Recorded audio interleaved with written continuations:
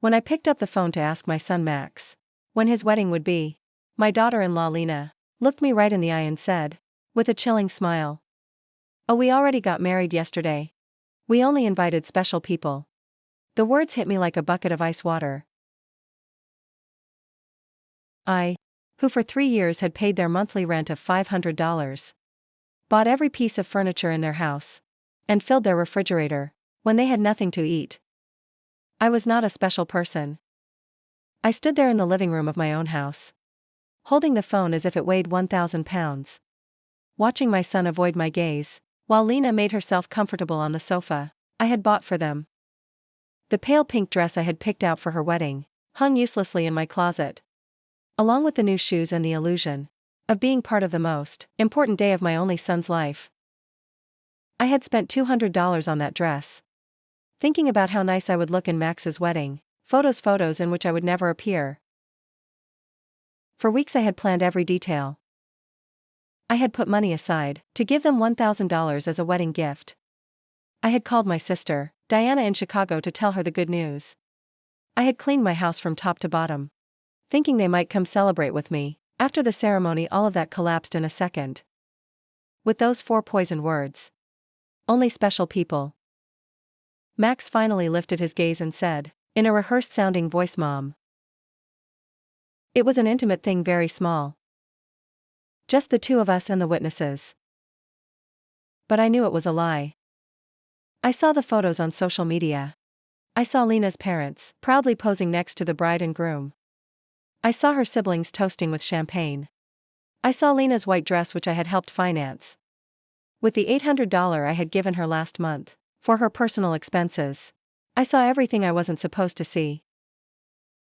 A week later, exactly 7 days after that humiliation, Lena called me with a completely different voice. She was no longer the confident woman who had excluded me from her wedding. Now she sounded desperate, almost pleading. "Renata, the rent is overdue. The landlord is pressuring us and says, if we don't pay this week, he will kick us out. You forgot to make the transfer." Her voice trembled slightly as if the world were ending. I was silent for a few seconds, remembering all the times I had run to the bank to make that transfer. All the times I had cancelled my own plans to make sure they had a roof over their heads. All the times I had eaten beans and rice so I could give them money for their desires. And now, after they had excluded me from the most important moment of their lives, they had the audacity to call me as if nothing had happened. "Lena," I said with a calm that surprised even me, "didn't I warn you that I only help special people?" The silence on the other end of the line was so deep that I could hear my own heart beating. For the first time in years, it was not I who was trembling, but her. "Renata, I don't understand," she stammered. "We were always special to you. You're like a second mom to me."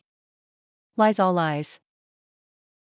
Wrapped in that sweet voice she only used when she needed something. The same voice she had used to ask me for money, for the wedding dress, for the honeymoon, for the rings which I had helped finance, without knowing I would never see the ceremony where they were exchanged. For so many years, I had this constant feeling of walking on eggshells, weighing every word, every gesture, every gift, hoping to get a crumb of affection from my own son. I was the perfect mother, the obliging mother-in-law, the silent provider who never protested when they treated me like I was invisible. But that phrase, "only special people," awakened something in me that had been dormant for far too long. I had calculated in my head how much money I had spent on them in those 3 years. Between rent, food, gifts, emergencies and whims, it was over $20,000. $20,000 I had taken from my retirement, from my savings, from the money my late husband had left, so I could live my last years in peace. And what was all that for? To be treated like a stranger on my own son's wedding day. That night, after I hung up, I sat on my bed and cried. But they weren't tears of sadness. They were tears of anger, of accumulated frustration, of years of silently endured humiliation. I cried for all the times they made me feel that my love was a burden, my presence a hindrance, my money the only thing I had to offer. I cried for the foolish mother I had been, For the woman who had lost herself, trying to be indispensable. To those who considered her dispensable. When I woke up the next morning, something inside me had changed. It was not just the pain of betrayal. It was something deeper, colder. I stood up and looked at myself in the bathroom mirror. The same tired eyes as always. The same wrinkles that told stories of years of giving love, without getting it back. But there was something else in my gaze. A hardness I didn't recognize. A determination that had been buried under years of compliance. I went to the kitchen and made coffee, as I had every morning for 40 years. But this time I didn't think about calling Max. To ask how he had slept, I didn't check my phone. In anticipation of a message from him, apologizing for the previous day's humiliation. For the first time in a long time, I was my own first concern of the day. I sat at the table, where I had so often planned surprises for them, counted bills for their expenses, and cried silently when they treated me with indifference. Now this table would be a witness to something completely different. I took out my checkbook, my bank statements, and started to do the math. I wanted to see in exact numbers the extent of my own foolishness. Monthly rent of $500, multiplied by 36 months, was $18,000. Food and supplies approximately $200. A month was another $7,200. Birthday gifts, Christmas gifts, anniversary gifts at least $3,000. Lena's medical emergencies $800. The car loan, they never paid me back, $2,500. The air conditioner repair in their apartment $600. The living room furniture $1,200. $33,400. That was the exact sum of my generosity. $33,400 I had wasted from my husband's inheritance. From my pension, from the savings I had put aside, penny by penny, for decades of honest work. All that money, thrown out the window to keep two adults comfortable, who couldn't even pretend to respect me. The phone rang and I saw Max's name on the screen. Normally my heart would have pounded as I ran to answer, hoping he would finally apologize and explain that everything had been a misunderstanding. But this time I let it ring once, twice, 3 times. Finally it fell silent. And I continued drinking my coffee as if nothing had happened. 10 minutes later it rang again. This time it was Lena. I let it ring too. Then a text came from Max. "Mom, please answer. We need to talk." I deleted the message without replying. At 2 o'clock in the afternoon I decided to go for a walk. I hadn't done that in months. Without a specific purpose, without an errand related to them.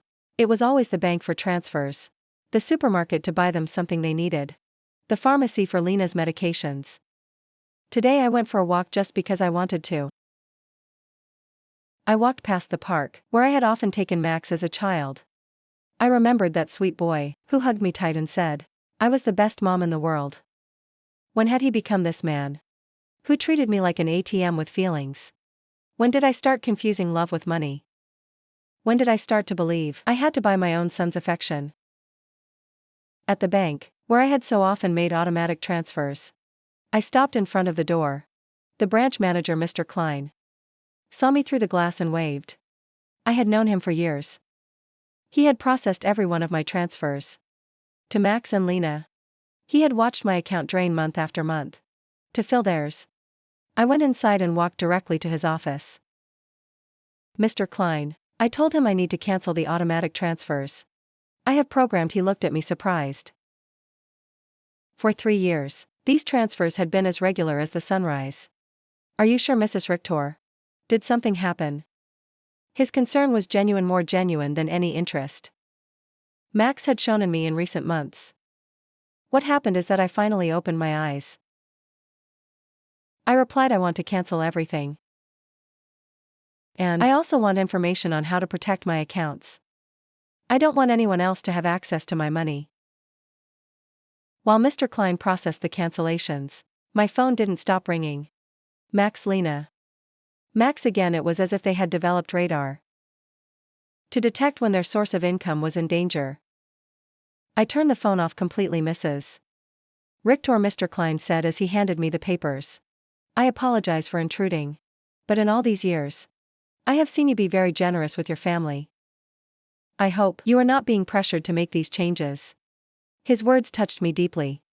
This man who barely knew me beyond bank transactions showed more genuine concern for my well-being than my own son. I'm not being pressured, Mr. Klein. On the contrary, I have finally stopped pressuring myself.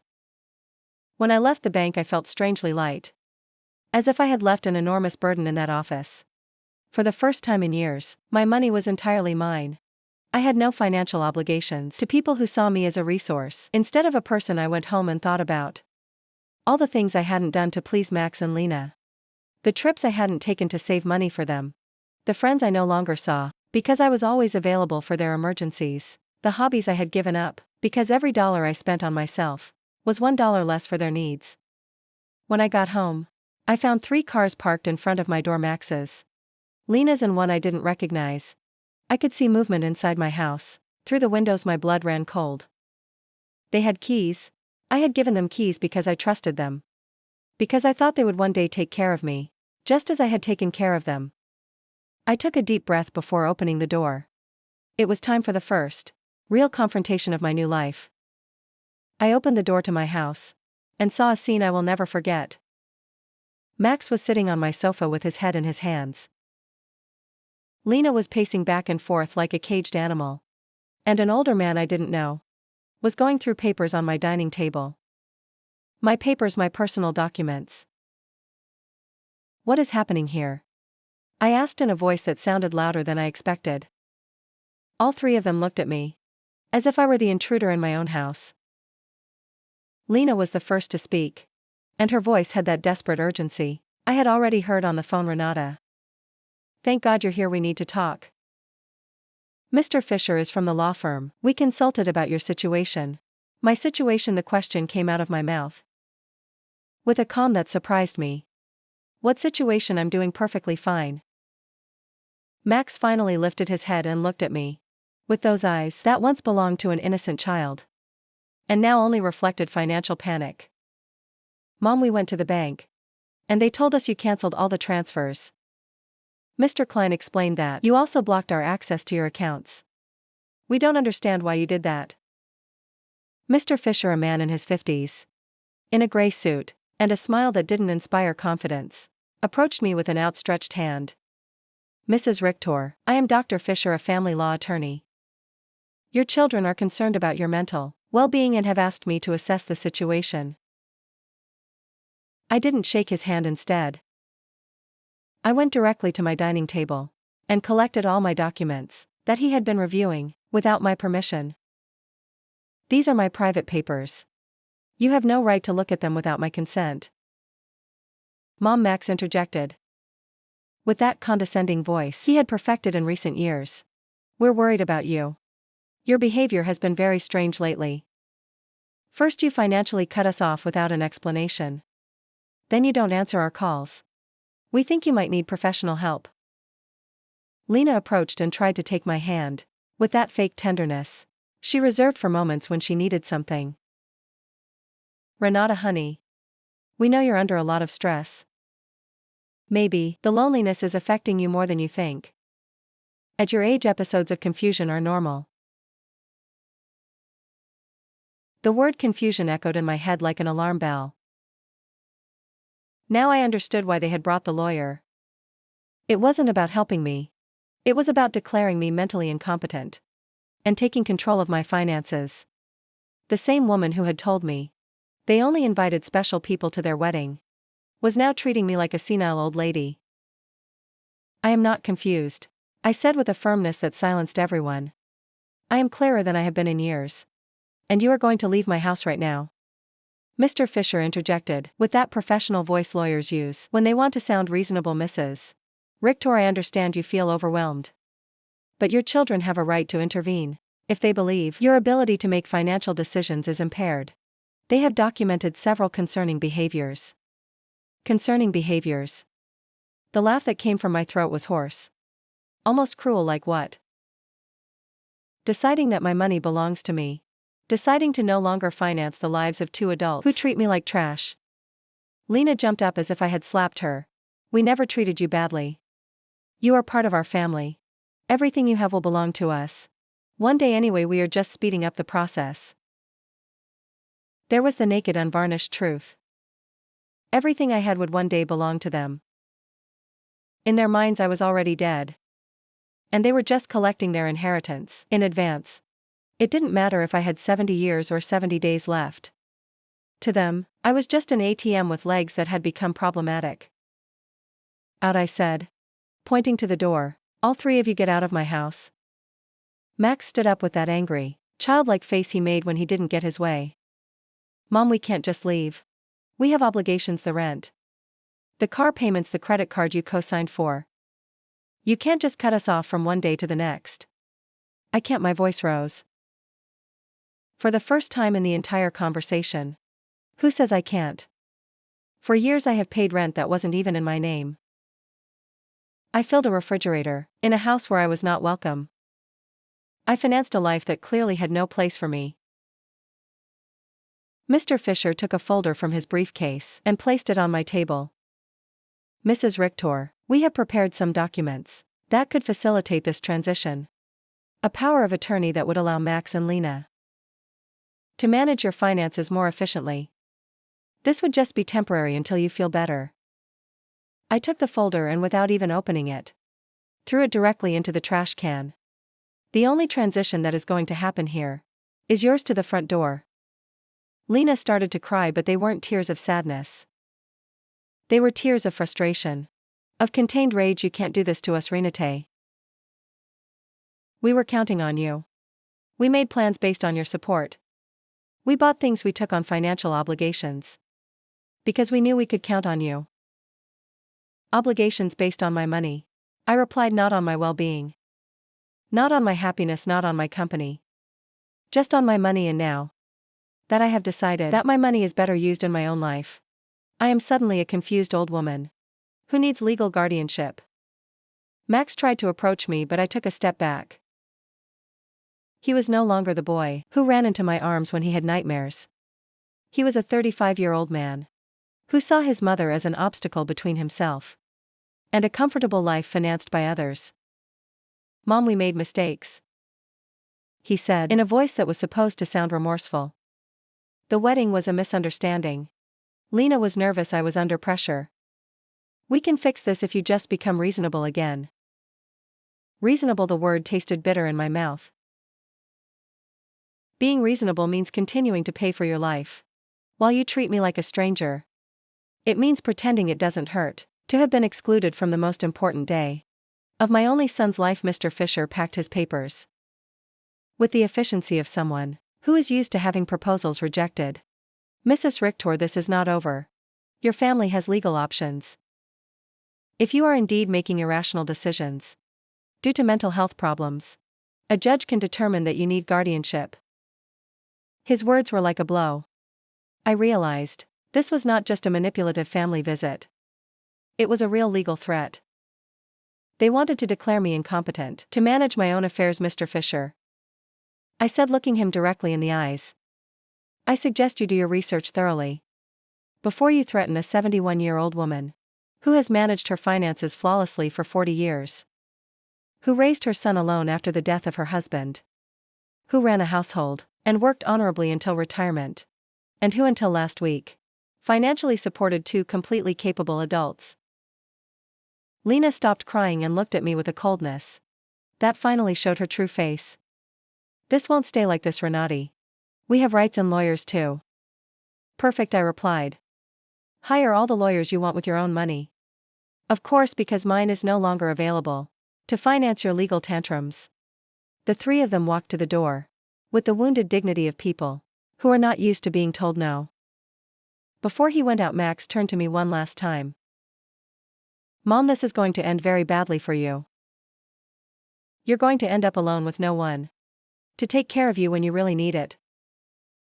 Max, I said with deep sadness, but also with crystal and clarity. I am already alone. The difference is that now it's by my own choice, not by your neglect. As I closed the door behind them, I stood in my living room, surrounded by the most beautiful silence I had heard in years. It was the silence of freedom. That night I couldn't sleep. But not out of sadness or regret. But out of adrenaline, from having reclaimed control of my own life. I lay awake in bed planning my next steps. Like a general preparing for a battle. If Max and Lena wanted to fight, I would give them a war. But it would be a war I would fight with intelligence. Not with emotion at 6 o'clock in the morning. I was already dressed and ready to go. My first stop was the office of attorney Mr. Weber. A man I had met years ago. When I was handling my husband's will. Unlike Mr. Fisher whom Max and Lena had brought. Mr. Weber had an impeccable reputation. And specialized in protecting the rights of the elderly Mrs. Richter, he told me as I explained the situation. What your children tried to do yesterday is more common than you think. It's called elder financial abuse, and it's a federal crime. The fact that they entered your house without permission and reviewed your private documents also constitutes a violation.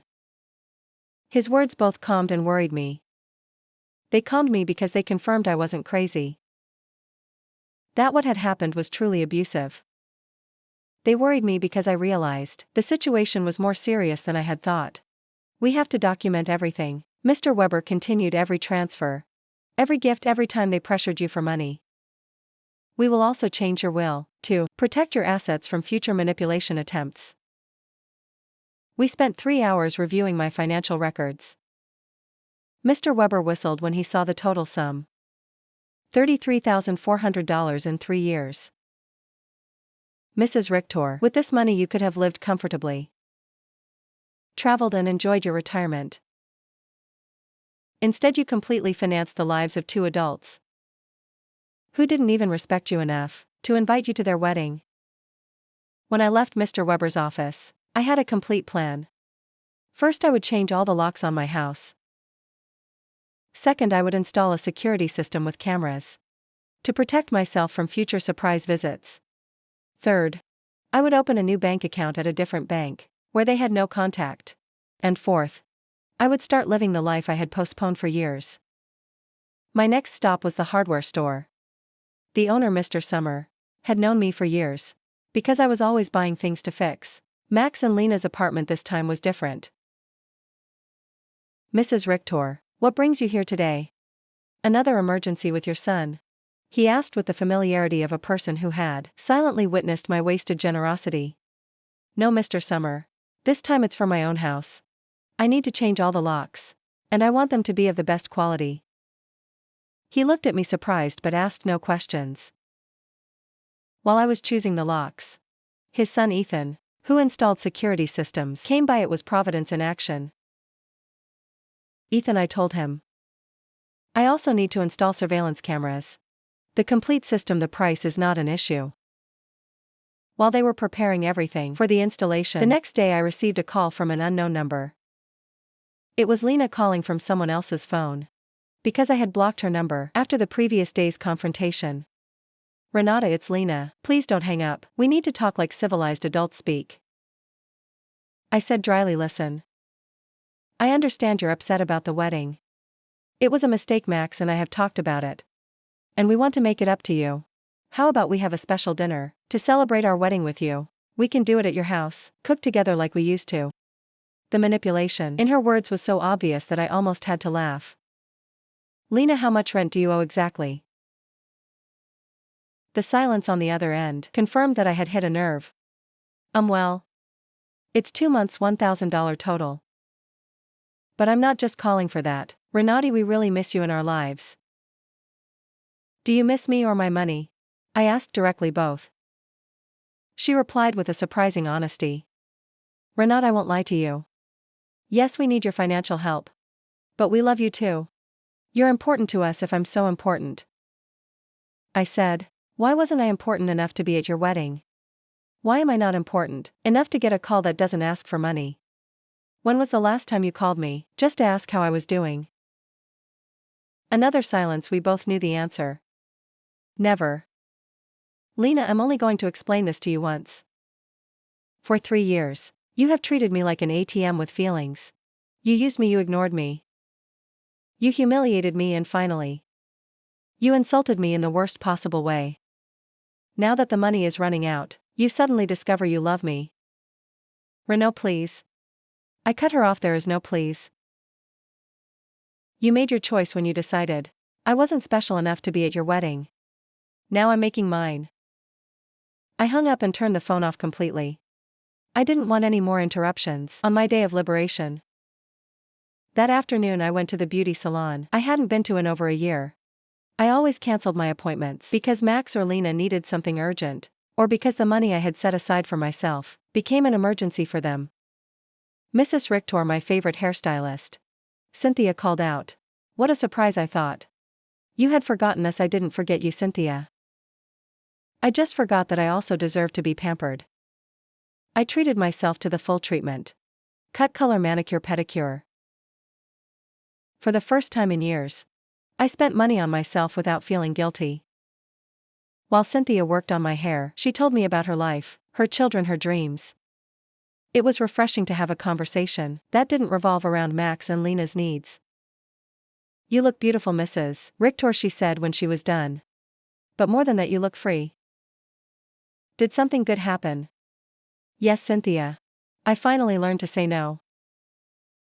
When I got home that afternoon, there was a car in front of my door that I didn't recognize. My heart raced for a moment, thinking Max and Lena might have come back with reinforcements. But as I got closer, I saw an older woman sitting on the steps of my porch. Mrs. Richter? She asked as I got out of the car. Yes, that's me. Can I help you? I'm Eleanor Brooks. I live next door. We've been neighbors for years. But we've never had a chance to talk. Yesterday I heard very loud voices in your house. And I got worried. Is everything okay? Her sincere concern touched me deeply. Here was a stranger who showed more interest in my well-being than my own son. Come in. Mrs. Brooks, I'll make you a coffee and I'll tell you a story you won't believe. While I was making coffee, I told her the whole situation. Eleanor listened without interrupting, nodding occasionally, and when I finished my story, her eyes were filled with tears. Mrs. Richter, she said. You did the right thing. I went through something similar with my daughter 5 years ago. I also thought it was my duty to finance her adult life. I also believed they wouldn't love me if I didn't give them money. What happened? I cut off the money. When I realized they only called me when they needed something. At first it was terrible.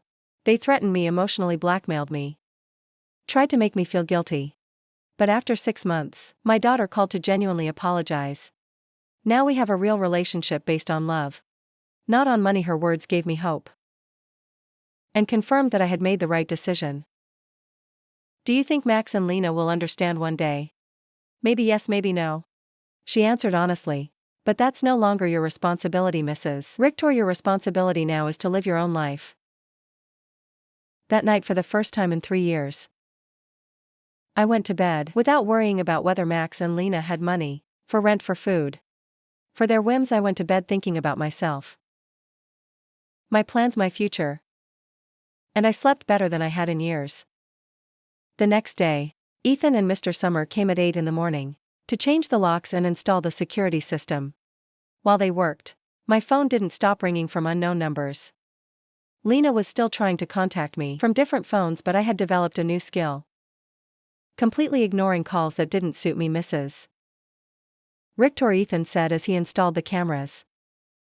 This system will give you absolute peace of mind. You can see from your phone who is coming to your house, even when you're not here. And if someone breaks in without permission, an alert is automatically sent to the police. The irony was not lost on me. I was installing a security system to protect myself from my own son, but it didn't hurt as much as it used to. It was simply a practical measure to maintain my newfound peace. While they were working, I decided to do something I hadn't done in years: call my sister Diana in Chicago. We had lost touch because every time we talked, I would tell her about Max and Lena's successes, about how much money I had spent on them, about how proud I was to be able to help them. I now realized that our conversations had become financial reports disguised as family news. Renata, Diana answered. Surprised, sister, how are you? We haven't spoken in months. I'm good, Diana. Better than good. I'm calling you to tell you that I've finally come to my senses. I told her the whole story from the beginning. The secret wedding, the humiliation, the visit with the lawyer, my decision to cut off the funding. Diana listened to me in silence, And when I was done, her answer surprised me. Renata, sister. It was about time every time we spoke. It broke my heart to hear you brag about how much money you gave them. As if love could be measured in dollars.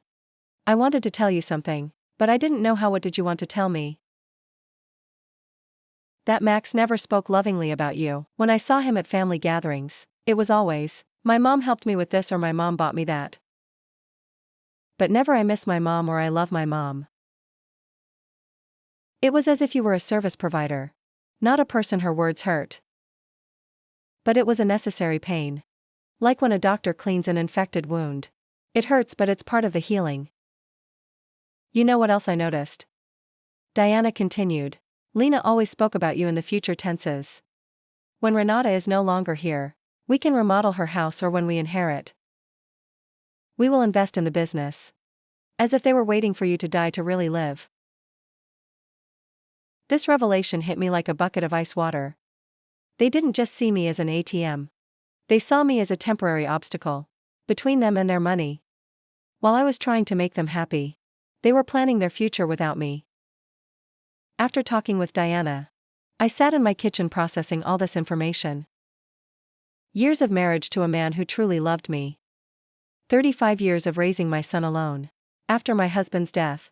And 3 years of financing 2 adults who saw me as a $100,000 obstacle. The doorbell rang in on the new cameras. I saw it was Eleanor with a mug in her hands. I opened the door, and she handed me a fresh brewed coffee. I thought you might need some company. After everything you told me yesterday, she said with that sincere smile I had already come to appreciate. We sat in my living room, and Eleanor told me more details, from her own experience. My daughter said the exact same thing to me, that Lena says to you you're like a second mom to me. We're special to you. Everything will be ours one day anyway. Those are rehearsed phrases, Mrs. Richter. They learned them from the Emotional Manipulation Handbook. Do you think such a handbook exists? I asked half jokingly. Not officially. But it seems everyone reads from the same book. Chapter 1 is Make Her Feel Indispensable. Chapter 2 is Create Constant Financial Emergencies. Chapter 3 is When She Resists. Question her mental health. We laughed, but it was a bitter laugh. It was both funny and tragic to recognize such predictable patterns in our own children's behavior. Did you ever feel guilty for cutting off the money? I asked Eleanor every single day. For the first 3 months. She answered honestly. But then I started to see the results. My daughter had to get a second job. Her husband stopped playing golf every weekend and started looking for extra work. They learned to live within their means. And more importantly, they learned that I was a person, not a resource. That afternoon, I decided to do something I had postponed for years. Visit my husband's grave. I always made excuses not to go. Because Max or Lena needed something urgent. Or because the taxi fare was better invested in one of their emergencies. The cemetery was quiet and beautiful. Robert's grave looked a bit neglected, because I hadn't been there to clean it in months. I sat on the grass next to his headstone and talked to him as if he were alive. Robert, my love. I think I lost myself for a while after you left. I put all my energy into Max. I wanted to be the best mother in the world. Thinking somehow he would grow up without a father. But I think in the process I forgot to be myself. The wind blew gently. And for a moment I felt like he was listening to me. Our son has become someone I don't recognize. Or maybe he was always like this, and I didn't want to see it. His wife as well, you know how she is. The money you left for me to live peacefully, I spent it taking care of them. But not anymore, my love. I have learned. I cleaned his grave. Replaced the withered flowers with new ones. And stayed there for another hour. Simply enjoying the peace. For the first time in years, I was not in a hurry to get home. To solve a crisis for Max and Lena. When I got home, there were 3 cars parked in front of my door again. My heart raced, but this time I was prepared. The camera showed me that it was Max, Lena and 2 other people I didn't recognize. Everyone seemed agitated, talking to each other and pointing at my house. I didn't get out of the car. Instead I called Mr. Weber, my lawyer. Mr. Weber. They are at my house again. This time they've brought more people. What should I do? Don't get out of the car, Mrs. Richter. I'll be there right away and I'll call the police.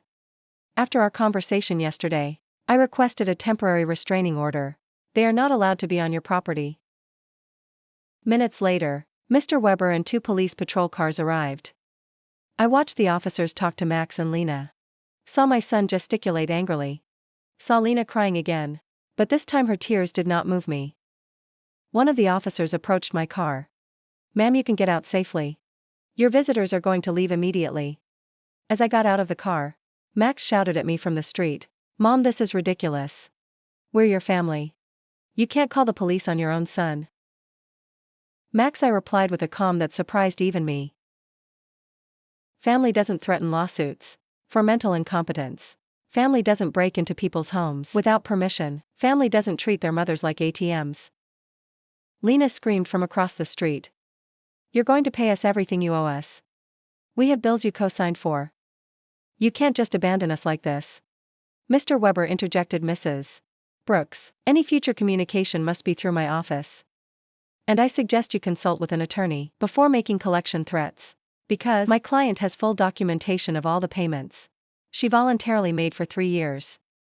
I watched them drive away in their cars, defeated but not giving up. I knew this wasn't over. But for the first time in this situation, I felt confident I had professional help. I had emotional support from Eleanor. And more importantly, I had mental clarity about what was right and what was wrong. That night Eleanor invited me to her house for dinner.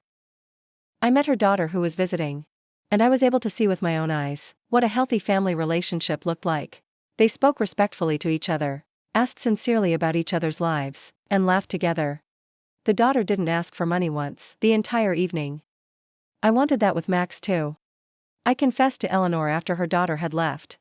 "And maybe you'll get it one day," she replied, "but first, he has to learn that you are a person who deserves respect, not just a source of income." For the first time in weeks, I went to bed feeling hopeful about the future. The next few days were strangely peaceful. The surveillance cameras showed me that Max and Lena were driving past my house several times a day, sometimes slowly. Sometimes they parked for a few minutes, but without getting out. It was as if they were studying my routine, looking for the perfect moment for their next move. Mr. Weber had advised me to document every one of these visits, so I kept a detailed log with the date and time. "Their persistence will work in our favor," he had said. "Every time they show up, after we've told them not to approach, it strengthens our case for a permanent restraining order." On Friday morning, I was calmly having breakfast when the doorbell rang. The camera showed me a very well-dressed young woman, with a folder in her hands and a professional smile. I didn't recognize her. But something about her posture told me it was not a social visit. "Good morning, Mrs. Renati Richter," she said as I opened the door. "I am a social investigator from the Office of Senior Services. We have received a report that you may be in a at-risk situation, and we need to conduct a wellness check." My blood ran cold. Max and Lena had escalated the situation.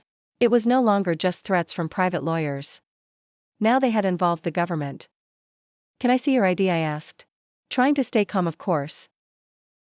She showed me an official ID that looked genuine. "I am social worker Mrs. Schmidt. Can I come in and talk to you?" I let her in, knowing that a refusal would have been worse. "For my case, Mrs. Schmidt sat down in my living room and took a form out of her folder. "Mrs. Richter, we have received reports that you have shown significant changes in your financial behavior, that you have cut off communication with your family, and that you have shown signs of paranoia by installing unnecessary security systems. We were also told that you have refused medical and legal help from your loved ones." Every word had been carefully chosen to make me sound like a mentally disturbed old woman. I recognized Lena's handwriting in the wording.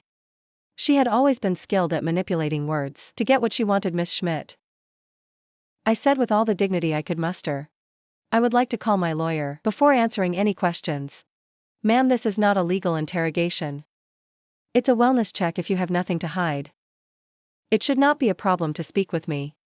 The phrase "if you have nothing to hide" infuriated me. It was the same logic abusers used to justify their invasions.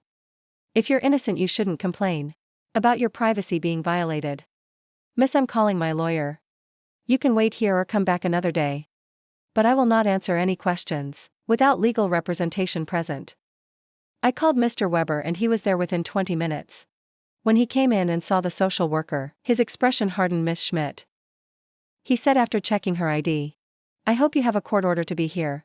Because my client is under my legal representation, and any unauthorized investigation constitutes harassment, Sir. Mrs. Schmidt replied with less confidence than before. We have reports from concerned family members about the lady's well-being. It's our duty to investigate. What family? Mr. Weber asked drily. The same family that tried to get her to sign a power of attorney without representation. The same family that broke into her house without permission and checked her private documents.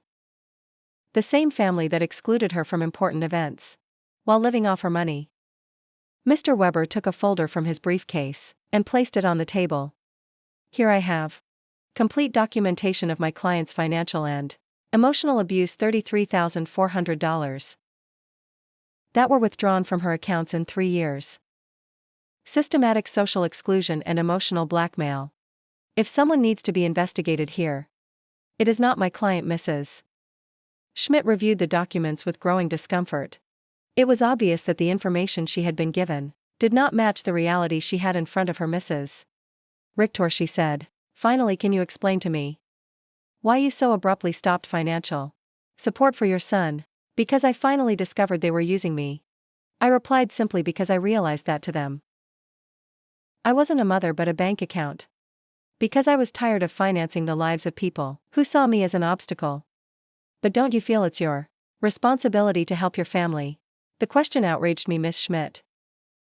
My responsibility as a mother was to raise my son until he was 18, to educate him, and to give him the tools to be an independent adult. My son is 35 years old, married and perfectly capable of supporting himself. Financing his adult life is not my responsibility. It is my choice and I have chosen not to do so anymore. Mr. Weber interjected. Miss Schmidt, would you consider it normal for a 35-year-old adult to be unable to pay his own rent without the help of his 71-year-old mother? Mrs. Schmidt did not answer right away. I could see she was re-evaluating the entire situation. Mrs. Richter, she asked after a moment, do you manage your own finances completely? I can show you my bank statements, my investments, my tax payments. Everything is current and in order. Do you live independently? As you can see, I keep my house clean. I take care of myself physically. I drive my own car. I have healthy social relationships with my neighbors. Do you take any medication? Just vitamins and occasionally aspirin. I don't have any medical conditions that require medication, Mr. Weber added. My client has just undergone extensive medical exams as part of our legal process. She is in perfect mental and physical condition. Mrs. Schmidt closed her folder and sighed. Mrs. Richter, based on this conversation and the documentation I have reviewed, I see no indication that you are at risk or in need of intervention. I will close this case. After she left, Mr. Weber and I remained silent for a few minutes. Renaud, he said finally, this is going to continue to escalate. Max and Lena are spending money. They don't have to hire professionals to try to have you declared incompetent. Does that mean they are desperate? It means that exactly what else can they do? They can file a lawsuit for incompetence. It's expensive and hard to win. But if they find a sympathetic judge and a psychiatrist willing to testify in their favor, they could get a guardian assigned. The thought terrified me. They could take control of my money. They could try, but we have solid evidence that you are completely competent, and that they are motivated by greed, and not by genuine concern. That afternoon I called Diana to vent. Sister, she said, after hearing my story, do you notice how far they are willing to go for money? They are risking family relationships, spending money on lawyers and doctors, destroying their own reputation, all to get access to your bank account again. Her words made me think. Max and Lena had completely revealed their true nature. There was no going back. There was no possibility of a genuine reconciliation. To them, I had never been a mother or a respected mother-in-law. I had always just been money on legs. This revelation, although painful, was also liberating. I no longer had to wonder if I was making the right decision. I no longer had to feel guilty for protecting myself. They had proven for themselves that my emotional and physical well-being was less important to them than my money that evening. Eleanor came to visit with a surprise. She had invited her friends from the garden club to meet me, Renata. She introduced me. These are my friends Cynthia, who you already know from the salon, Maria, Carmen, and Elfrida. We have all been through similar situations with abusive family members. We spent the evening sharing stories. Maria had had to set boundaries with a brother who constantly asked her for money. Carmen had cut off her relationship with a daughter who only visited when she needed money. Elfrida had had to change her will after she found out her grandchildren considered their retirement plan. What hurts me the most, I confessed, is not losing the money I gave them, but realizing that I never had the love I thought I had. Renata, Elfrida said with the wisdom of her 80 years. True love cannot be bought or sold. If you had to pay for it, it was never real. Her words were balm for my wounded soul. She was right. I had bought attention, not love. I had financed an illusion. You know what I've discovered? I said to my new friends, that loneliness, surrounded by people who don't love you, is worse than being lonely on your own. At least now, when I am alone, I am in good company. Everyone laughed and we toasted to our newfound wisdom. That night, after my new friends had left, I sat in my garden, thinking the stars shone brighter than ever. Or perhaps I was seeing them with clearer eyes. For the first time in my adult life, I was completely alone financially. I had no dependents, no financial obligations to anyone but myself. And instead of scaring me, this reality excited me. I could travel when I wanted. I could remodel my house. I could buy myself nice clothes. I could donate to charities that were important to me.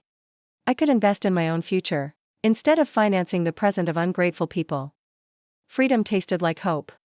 And for the first time in years, I wanted to plan my future. A month after the psychiatrist's visit, I thought I had finally won the war. I had settled into a beautiful routine. I calmly had breakfast and read the newspaper. I tended to my garden, had lunch with Eleanor or one of my new friends, and in the afternoons, I devoted myself to activities I had given up for years. I had started painting again, something I was passionate about, before I became Max and Lena's personal financier. But on a Thursday morning, while I was painting flowers on my new easel, Mr. Weber came to my house with a grim expression that made my blood run cold. Renata, we need to talk. Max and Lena have filed a formal lawsuit for mental incompetence in family court. They are requesting to have a legal guardian assigned to you. The words fell on me like stones. I knew it was a possibility, but hearing it out loud made it terrifyingly real.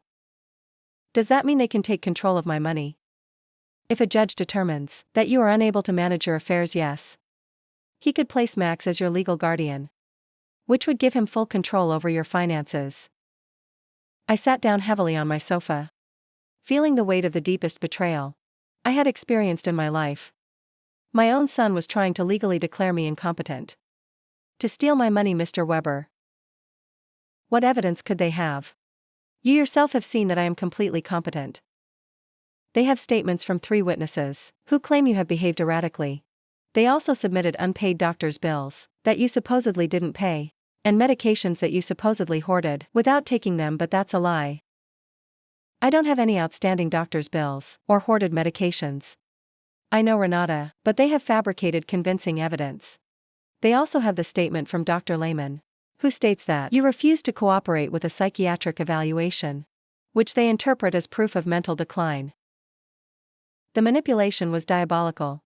They had turned my refusal to undergo an unnecessary exam into proof of a mental illness. They had used my instinct to protect myself from them as proof that I needed protection. Who are the 3 witnesses? Mr. Weber looked through his documents. Lena. Of course, a neighbor named Mr. Davis. And someone who claims to be your pharmacist, Mr. Green. Mr. Davis was the neighbor across the street, an unpleasant man who had always had problems with me, because my friends sometimes parked in front of his house. Mr. Green was indeed my pharmacist, but I didn't understand what he could have against me. I need to talk to Mr. Green. I told Mr. Weber something's not right. We went to the pharmacy together that afternoon. Mr. Green received me surprised and nervous. Mrs. Richter, it's good to see you. How are you, Mr. Green? I was told you signed a statement saying I show erratic behavior with my medications. His face turned red as a tomato. Mrs. Richter, your daughter-in-law came in a few weeks ago and asked about your medications. She said she was worried because you were acting strangely. And what did you tell her? I explained to her that you only buy vitamins and occasional aspirin, that you don't have any regular medical prescriptions. But she insisted that this was proof that you weren't taking adequate care of your health. Mr. Weber, interjected Mr. Green. Did you sign a paper? She brought a document that said. I was confirming that Mrs. Richter had irregular medication purchases. I thought it was for her health insurance or something. I didn't know it was for a lawsuit. My own pharmacist had been tricked into signing something he didn't fully understand. Lena's manipulation knew no bounds. Mr. Green the first said, I need you to write a statement explaining exactly what happened and clarifying that I have no problems with medications. Of course, Mrs. Richter, I am terribly sorry for this misunderstanding. After the pharmacy, we went to confront Mr. Davis. When we knocked on his door, he received us with obvious hostility. What do you want, Mr. Davis? Mr. Weber said, I understand. You signed a statement about my client's behavior. And you're right, I did. That woman is crazy. She's been acting strange for weeks. Can you be more specific about the behaviors you observed? Installing cameras as if she lived in a war zone, having strangers visit all the time, yelling at her family in the street. I realized Mr. Davis had taken everything out of context. The cameras had been installed for protection. The strangers were my new friends. The yelling was me defending my house from Max and Lena's invasions. Mr. Davis, I said. Do you know why I installed the cameras? No, and I don't care. To protect myself from my son and daughter-in-law, who broke into my house without permission and threatened me. That's what a crazy person would say. He replied cruelly. There was no way to reason with him. His statement was based on superficial observations, maliciously interpreted. That evening, Mr. Weber and I sat down to plan our defense. Renati, we need our own psychiatric evaluation. I have a colleague, Dr. Moore, who is an expert in assessing mental capacity. She can officially confirm that you are completely competent. What if Max and Lena have bribed the judge? What if none of this matters, because they have already decided to declare me incompetent? Renata, the legal system is not perfect. But it's not completely corrupt either. We have solid evidence of your mental competence and their financial motivations. We are going to fight this. The next day I went to my appointment with Dr. Moore. She was a woman in her 50s with kind but astute eyes. Mrs. Richter, I'm going to ask you a series of questions and tests to assess your mental capacity. Take your time and answer honestly. For 2 hours she asked me questions about my memory, my reasoning ability, my financial understanding, my emotional health. She also gave me cognitive tests and asked me to solve mathematical and logical problems. Mrs. Richter, she said at the end, your results are well above average for your age.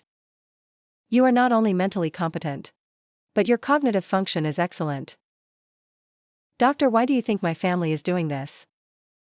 Based on what you've told me, and the documents I've reviewed, this seems to be a classic case of elder financial exploitation, unfortunately. It's more common than people think. I left the consultation feeling validated but also sad. The professional confirmation of my mental health was a relief, but it also confirmed that the lawsuit was real and necessary. That afternoon Eleanor organized an emergency meeting with all our friends from the garden club. When I told them about the incompetence lawsuit, everyone was outraged. Renata Maria said, we will testify in your favor. We have been with you for weeks, and anyone can see that you are doing great. Better than great, Cynthia added. You are clearer and stronger than many 40-year-old women I know. Elfrida with her 80-year-old wisdom took my hands. Renate, my dear, what your children are doing is nothing new. For generations greedy children have tried to declare their parents insane to get their money, but You have something many of these victims didn't have: documentation, legal support, and friends who can testify for you. Her words gave me hope I was not alone in this fight. I had an army of strong women who had witnessed my transformation firsthand. You know what the saddest thing about all this is, I said? That Max and Lena are willing to destroy any future possibility of reconciliation for money. Even if I were willing to forgive everything so far, there's no going back from this. And maybe that's for the best. Cynthia replied. At least now you know exactly who they are. And you can act accordingly. That night, for the first time since this nightmare began, I really cried, not out of sadness, but out of grief. I said my final goodbye to the son I thought I had, to the dream of a loving family, to the illusion that unconditional love was reciprocated. But something new also emerged within me. An iron determination not to let myself be stripped, not only of my money, but also of my dignity and my freedom. The war had officially begun, but I was ready to fight. The trial came 3 weeks later. I woke up early, put on my best black suit, and looked at myself in the mirror, with a determination I had never felt before. Today not only my mental capacity would be judged, my dignity as a person, my right to live free from abuse, my value beyond my bank account would be judged. Mr. Weber came at 7 in the morning, to go over our strategy one last time. Renata, remember, the burden of proof is on them. They have to prove that you are incompetent. We just have to show that you are not. And what if the judge is already biased? Judge Miller has a reputation for being fair. I researched his past cases. And he doesn't automatically favor families. He is dedicated to protecting the rights of the elderly. We arrived at the courthouse at 9 in the morning. In the hallway I saw Max, in a new suit that he probably bought for the occasion, and Lena dressed in black as if she were at a funeral. Maybe it was the funeral of our family relationship. When our eyes met, Max avoided my gaze. But Lena held my gaze, with a coldness that confirmed that, for her, this was just a business transaction.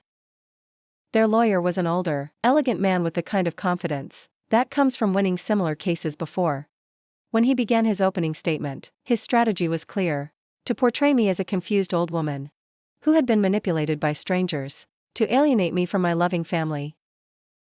Your Honor, he said in a solemn voice, Mrs. Renate Richter has shown a clear mental decline in recent months. She has cut off all financial support for her family without a rational explanation.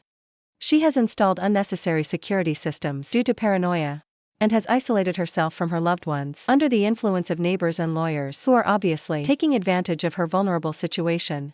Every word had been carefully chosen to make my self-empowerment sound like dementia, and my freedom sound like external manipulation. Then they called their witnesses. Lena was the first to testify, and her performance was Oscar-worthy. She cried as she described how I had completely changed, how I had become hostile and paranoid, how I had isolated myself from the family that loved me. Your Honor, she said in a trembling voice, Renata has always been like a second mom to me. Seeing her mental decline has been devastating. We just want to help her get the care she needs.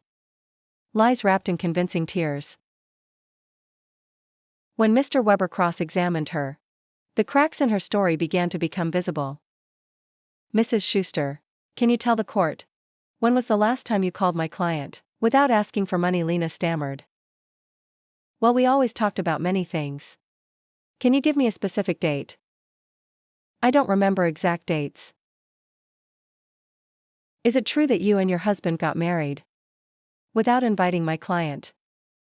It was a very small ceremony. Is it true that when my client asked about the wedding, you told her that you had only invited special people? Lena's face turned red. Those words were taken out of context. What would be the right context?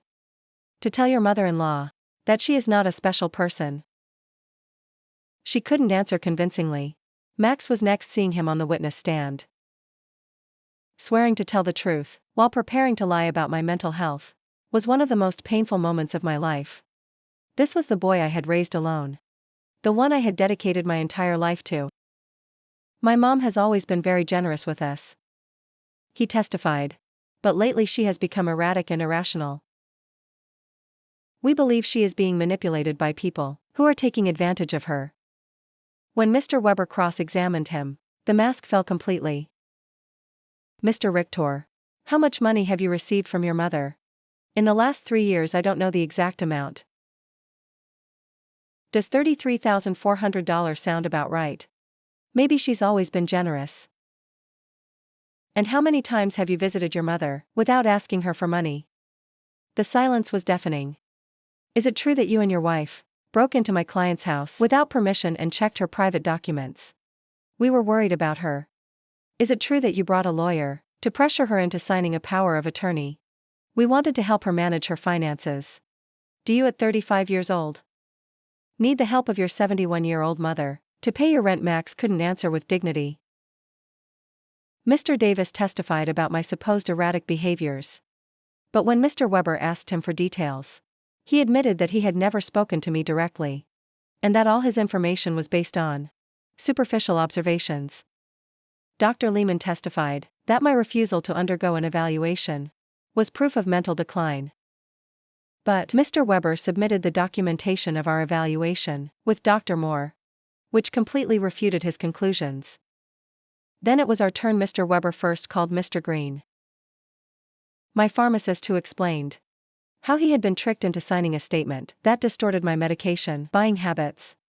Dr. Moore testified about my excellent mental state and presented the results of the cognitive tests, which had been flawless. Mr. Summer from the hardware store testified about my mental competence and explained that my decisions to cancel automatic transfers were completely rational and had been processed correctly.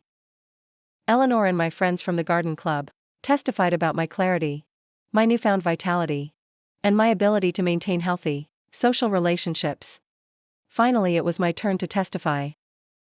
I stood up with dignity and walked to the witness stand, feeling the weight of 71 years of experience, of wisdom gained through pain, of strength discovered in adversity.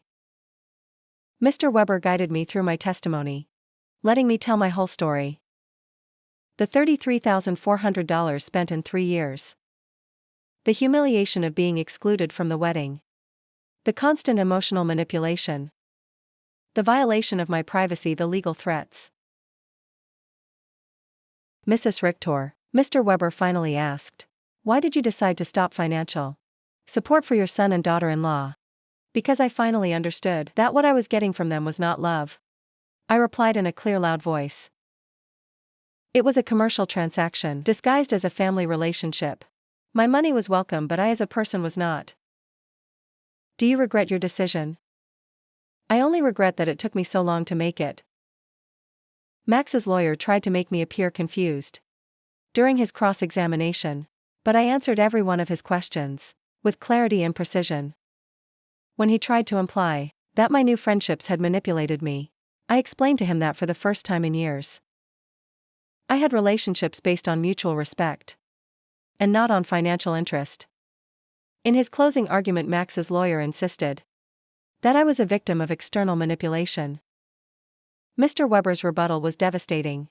Your Honor, what we have seen here is not the case of an incompetent old woman, but that of a woman who has finally found the strength to free herself from years of financial and emotional abuse. The plaintiffs have presented no real medical evidence of mental incompetence.